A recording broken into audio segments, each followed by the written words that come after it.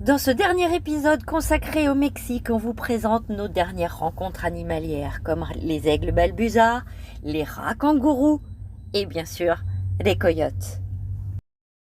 On vous fait partager notre expérience dans des jardins de cactus naturels où nous avons passé 2 jours. Et enfin, on vous emmène avec nous dans de jolies salines qui auront accompagné notre remontée vers les États-Unis.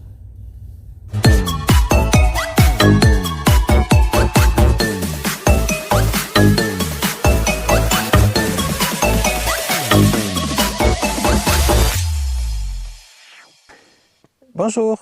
Bonjour. On vous a quitté à Oro del Liebre, près de Guerrero Negro, où on a passé plusieurs jours auprès des baleines, parce qu'il s'avère aussi que c'est un des meilleurs campements qu'on ait fait.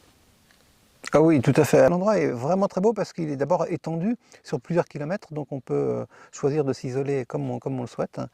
Et il se termine par une petite falaise qui surmonte un estuaire.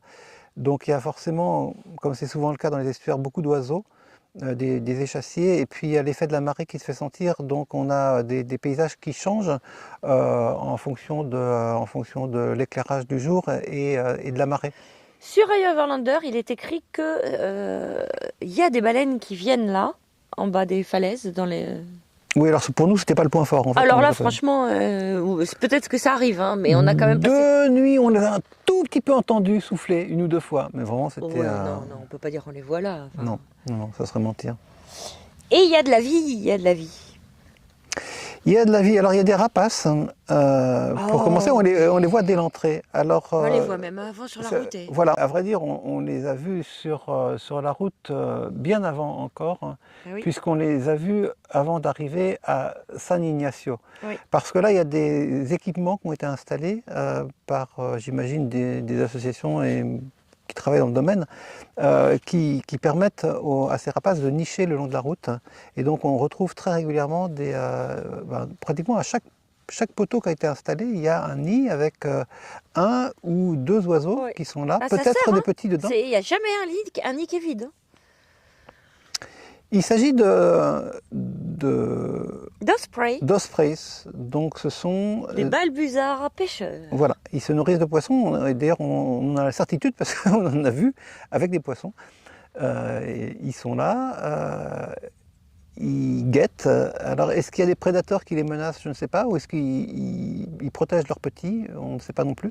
Ouais. Mais en tout cas, on les approche suffisamment pour pouvoir faire des photos, ce qui m'intéressait moi directement, pour pouvoir faire des photos et des vidéos relativement réussies. Aussi, il y a des petits rats kangourous. Il faisait pas trop froid, donc j'aime bien travailler dehors quand je fais de la vidéo.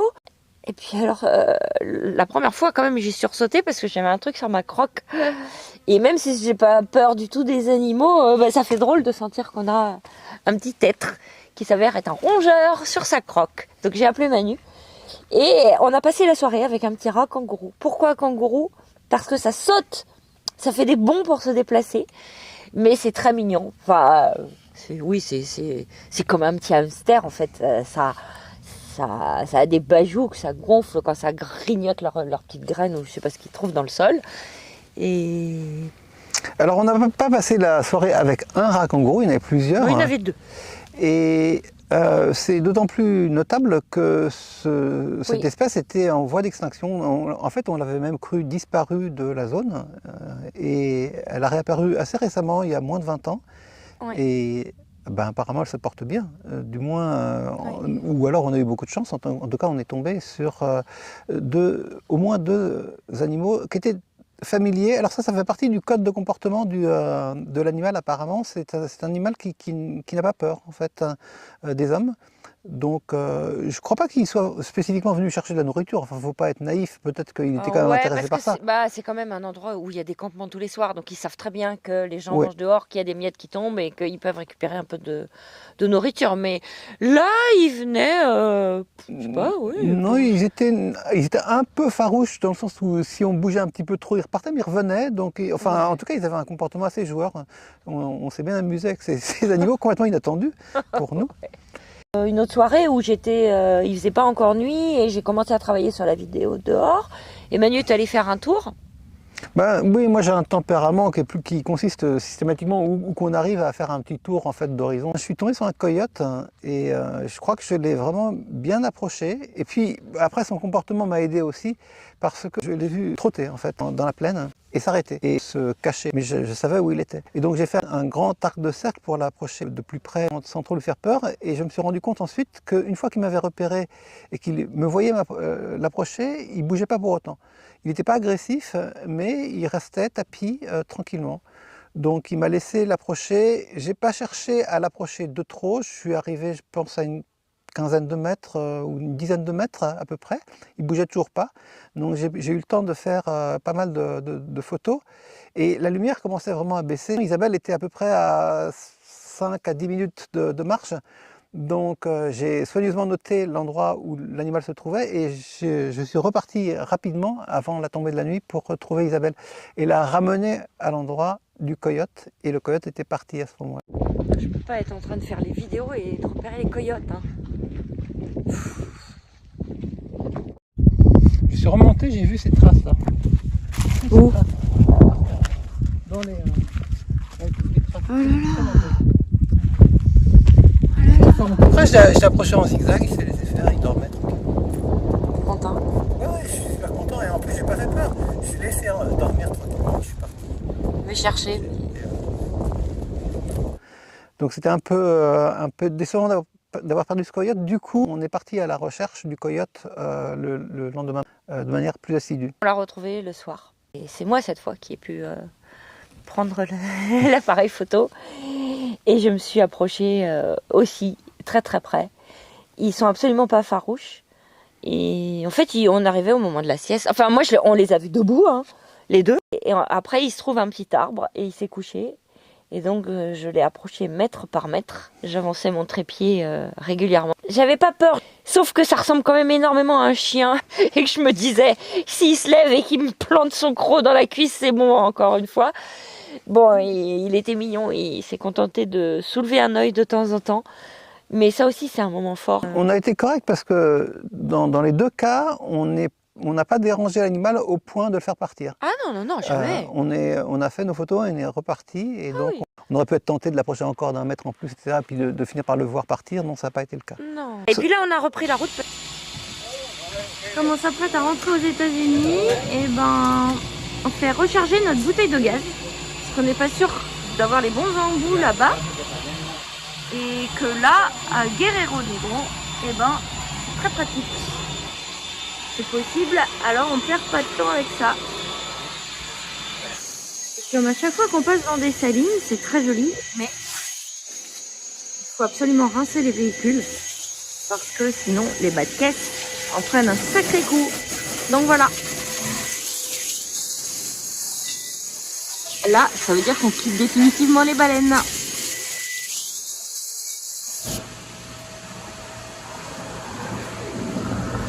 Maintenant, remplissage de notre bouteille. Après Oscar, qui vient d'avoir son réservoir de plein. Et maintenant, on enchaîne avec la vidange.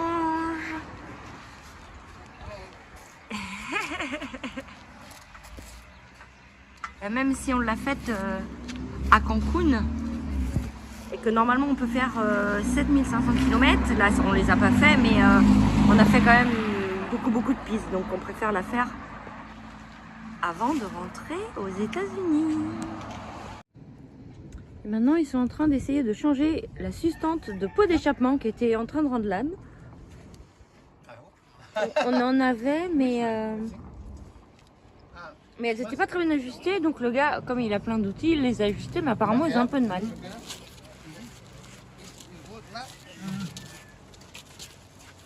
On est en train de massacrer la sustante que j'avais là. Je sais pas, ils ont mis un mélange de WD-40, de graisse, je sais pas quoi, pour essayer de faire rentrer. La prochaine fois, tu en achèteras une qui convient. Ouais, je vais essayer, ouais. Je trouve une chez AutoZone en plus. Plus on est au plein milieu de la route, mais bon. Et donc il s'agissait là en quelques jours de remonter vers la frontière. Et cette remontée, eh ben, elle a été pour nous très belle, assez pure, sauvage. Elle nous a amené à passer dans de très beaux espaces. Le principal, pour moi, c'est les cactus. Ah oui, oui, bah moi j'ai bien aimé les deux autres bivouacs, mais les cactus c'était bien. Mais toi, je sais que tu les as filmés, refilmés, refotographiés et refotographiés sur tous les plans. Oui, parce que et pour décrire un peu de ce dont il s'agit, sur plusieurs dizaines de kilomètres, on a des sortes de jardins naturels. Ils sont tellement bien faits qu'on les croirait Ouais, c'est vrai, composés par un paysagiste, ça c'est vrai. parce qu'il y a un mélange d'essences qui est extrêmement agréable à l'œil. Chaque cactus séparément est assez beau en fait quand on regarde le niveau de détail. Bon, ça pique hein, les cactus. On s'est accroché de temps en temps. On peut vous garantir qu'il faut faire attention. Chaque individu en fait est très beau, mais l'ensemble est très bien composé dans aussi une ambiance un peu désertique qu'on aime bien. Mais, et ça sur une si grande surface, avec si peu d'activité humaine, qu'on a vraiment le sentiment qu'on a un jardin de plusieurs kilomètres de long pour soi tout seul. Et on n'a que l'embarras du choix pour trouver des beaux bivouacs dans cet espace. C'est magnifique, non? Oh ouais. Si, c'est magnifique. Je me moque de moi, je trouve que c'est hyper beau. Mais je me moque pas de toi. Ouais, on s'est fait des petits feux de camp, c'était bien. Bien profiter et Voilà, et puis après on a continué la remontée. On s'est trouvé un super bivouac au bord de la mer. Là, c'était joli quand même cet endroit. Hein. On était tout seul au bord de la mer. Enfin, pas tout seul. Je crois qu'il y avait 3 véhicules, mais la plage est tellement grande qu'on a un espace vraiment immense pour chacun. Donc ça, c'était bien. je crois que c'est aussi une assez bonne synthèse de Baja California. Il y a beaucoup de monde hein, et fort heureusement, les gens qui ont des gros véhicules se regroupent.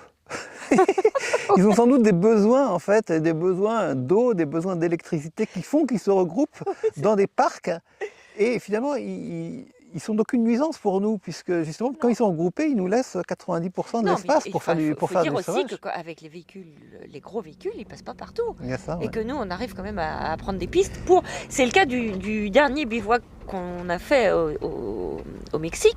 On cherche un endroit pour dormir pour notre dernière nuit au Mexique. Ça fait drôle quand même de quitter le Mexique parce que on a passé beaucoup de temps et bon, on a bien aimé. Alors, mais je suis pas sûre que Oscar puisse aller. Oh, si ça va pour lui. Oh là là, après il y a un gros trou. Bon, je vous laisse et je vous reprends si on a réussi à aller jusque là-bas. Oh, je suis un peu plus haute que Manu, ça veut dire qu'Oscar il penche. Mais il a réussi avec brio. On l'a à peine senti ici, juste la pente. La piste recommandée pour les 4x4. On n'est pas arrivé jusqu'au bout encore. Là, il y a un petit truc, mais ça, c'est facile pour lui. Ce qu'il n'aime pas, c'est le sable, c'est très clair. Quand c'est rocky, il n'y a pas de problème. Si c'est sandy, oui, il y a un moment où on voit plus trop la piste, mais si, c'est tout droit, Manu. En tout cas, c'est joli, hein.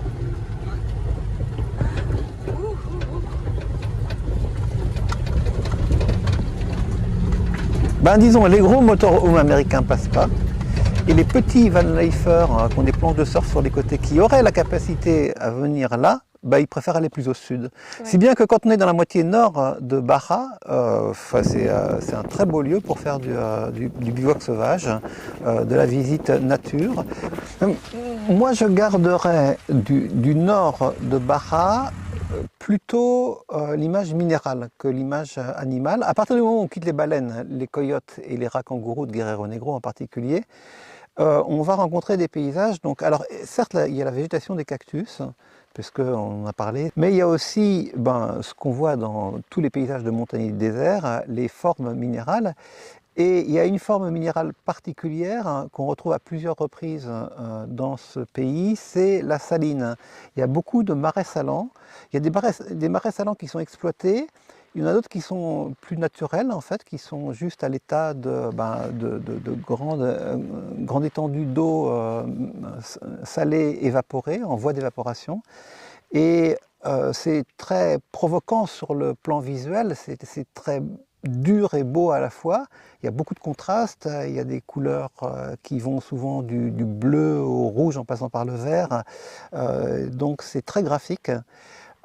Et on a eu l'occasion plusieurs fois de se retrouver à peu près seul dans les salines. Oh, oui. Alors, il y en a une qui est près de Guerrero Negro, tout simplement. On doit la traverser pour atteindre. Alors là, il paraît que c'est la plus grosse production de sel du Mexique se trouve ici. Et non pas au Coloradas, ce que nous avait dit le guide.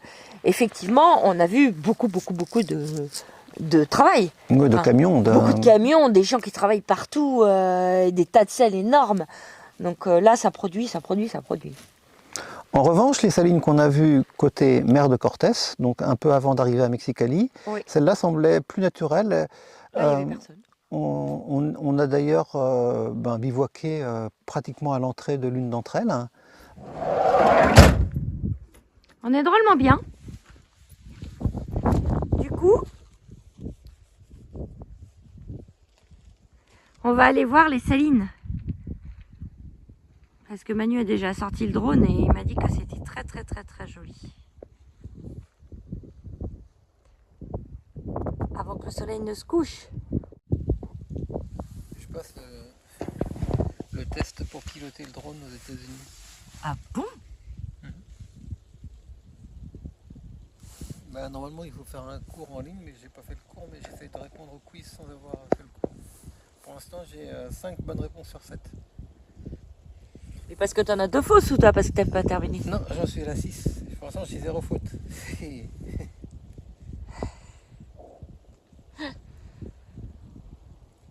la 6e, c'est bon. Mais je crois qu'après, j'aurai encore un test. Ouais, c'est facile. C'est bon, j'ai tout. On n'est pas bien là. Non, il y a de la fumée. Il y a un peu de fumée, c'est le bois qu'on a. Yes, your score, 100%. Un 2 plus 7. Ah, je vois rien. Ça arrive pas à. Ah ouais. C'est bien, mon chat. C'est le bois qu'on a été chercher dans les salines. Donc en fait, il est plein de sel, de sable et d'eau. Donc ça fume pas mal, ouais. Mais bon, on n'a pas froid. Donc le lendemain matin, on a pris notre petit déjeuner. On n'a pas croisé un camion, il n'y avait personne quand on était dans les salines. Là, donc, Non, et on peut parfois s'avancer droit effectivement sur des routes qui traversent les salines. Et puis de là, on a foncé à Mexicali. Il fallait qu'on soit à la frontière le 1er mars. Ouais, ça dépend de la séquence totale en fait de notre segment de voyage cette année. Donc on a 3 mois aux États-Unis. Par rétro-planning en fait, et puis on avait calé le début des assurances santé comme assurance ça, c'est auto. important quand même à dire, c'est que nous on a pris Chapka comme chaque année depuis 5 ans. Et elle m'a demandé quand est-ce qu'on rentre aux États-Unis. Je lui ai dit le 1er mars. Elle m'a dit attention, si vous rentrez avant, franchement, vous nous prévenez parce que là, ça pardonne pas s'il vous arrive un pépin de santé aux États-Unis. Voilà, donc on avait évidemment, oui. Sauf que effectivement, on a rencontré des voyageurs dont le petit s'est pris une baie vitrée. Et il a dû avoir 11 points de suture à 2 000 € le point de suture aux États-Unis. Ça fait 22 000 €. Ils étaient très contents d'avoir Chapka qui a remboursé ses frais de suture. Donc nous, le 1er mars, on le visait. On l'a atteint. Les jardins du paradis. Allez, je vous emmène, on va voir. Bon, j'avais bien vu. C'est quand même hyper joli.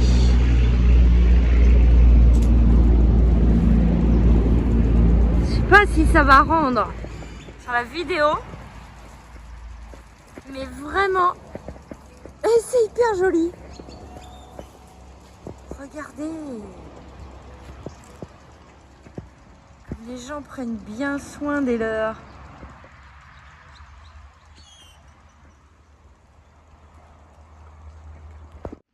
c'était très étonnant.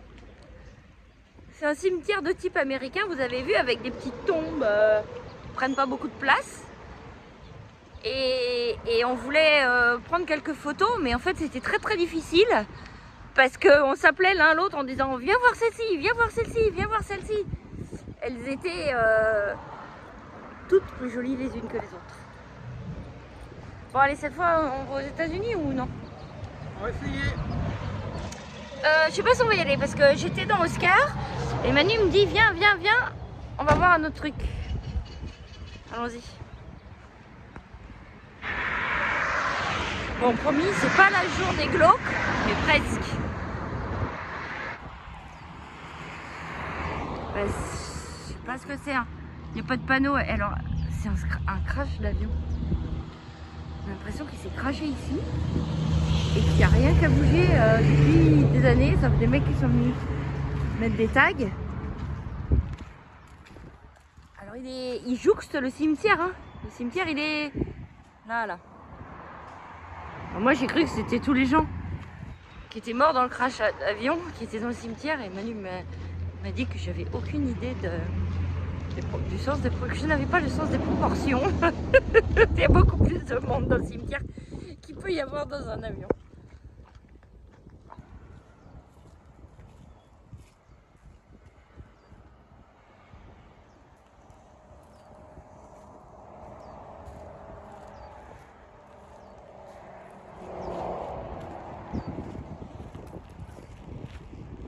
Ah mais c'est hyper glauque quand même, Manu.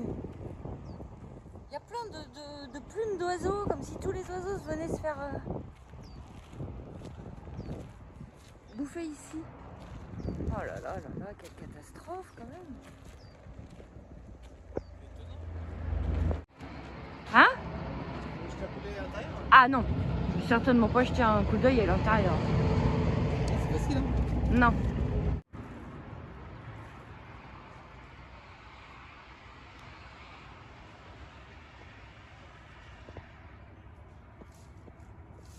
Nous sommes en train de traverser et retraverser Mexicali pour dépenser nos derniers petits sous mexicains.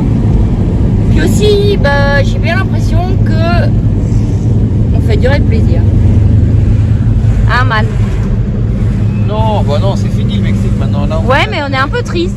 On est triste, oui, c'est vrai, de quitter le Mexique. Mais j'ai l'impression qu'on n'est plus vraiment au Mexique. Là, on est dans un espace intermédiaire entre le Mexique et les États-Unis. Et j'ai l'impression que c'est très américanisé au sens des USA dès maintenant. Donc le Mexique, on l'a quitté tout à l'heure quand on était dans les marais salants, dans les montagnes et dans le désert de Baja. Maintenant, tout ça c'est fini, derrière nous. Oui, c'est avec un peu de regret qu'on a quitté le Mexique, parce qu'on a fini par s'attacher à ce pays qu'on aurait du mal à résumer tant il est varié, tant il est contrasté, divers. Oh, c'est un peu une banalité que de dire ça, mais c'est vrai en l'occurrence sur ce pays. Très étendu aussi, notamment son extension est-ouest est remarquable. Il couvre pratiquement 4 fuseaux horaires. Pour nous, le Mexique se présentait comme un pays qu'on devait traverser, en fait. Je dirais comme l'Amérique centrale en général. Ouais. C'est le pays qu'on devait traverser pour passer du sud au nord, en fait. Et il a fini par devenir intéressant en tant que tel, attachant en tant que tel. Entre le Yucatan, qui est quand même particulier, enfin, il y a des paysages splendides. Notamment Bacalar. Bacalar, les Chiapas, où là c'est la culture qui est très forte. Puis après, je sais pas moi, Baja, oui, entre toute la péninsule de Baja California. Le Mexique, c'est... Les monarques. Les monarques. Teotihuacan, les axolotes. Ouais, toutes les pyramides. Enfin, c'est vraiment excessivement varié. C'est très grand. Pas trop de moustiques. Non, c'est un grand avantage du Mexique. Alors, vous allez dire, la comparaison n'a aucun sens, mais par rapport à la Colombie... Si, ouais, parce que la Colombie, c'est aussi très très varié. On avait vraiment aimé, mais il pleut quand même. Hein. Exactement. Pourquoi je fais une petite comparaison rapide avec la Colombie? D'abord parce que ce sont deux pays qui restent marqués par la présence espagnole, en fait, ce sont des pays anciens, en fait, en termes de colonisation, mais qui ont réussi alors c'est difficile, mais à passer au-delà de l'épisode de la conquête coloniale, hein. Et il y a quand même une histoire qui est très riche depuis le XVIe siècle, le XVe siècle. Et d'autre part, sur le plan plus géographique, on peut choisir d'habiter, enfin quand on a les moyens, quand on est libre de son choix, on peut choisir de régler son rapport au climat en habitant plus ou moins haut. C'est-à-dire que si on habite bas, on va avoir chaud. Il y a aussi l'aspect de la proximité de la mer. Mais si on veut avoir un climat un peu plus agréable, eh ben, il suffit de monter à 1000 mètres ou 1500 mètres ou 2000 mètres d'altitude. Et c'est comme ça qu'on règle son rapport à la température dans ces deux pays. Sauf que la différence, précisément, puisque je parle de climat, c'est qu'en Colombie, il pleut pour faire court, hein, et au Mexique, il pleut beaucoup moins. Voilà pour le Mexique, c'est fini. Adios, Mexico. Mexico. Adios, Mexico. Oui. Bonne semaine à tous et on vous retrouve aux États-Unis la semaine prochaine. Bye bye.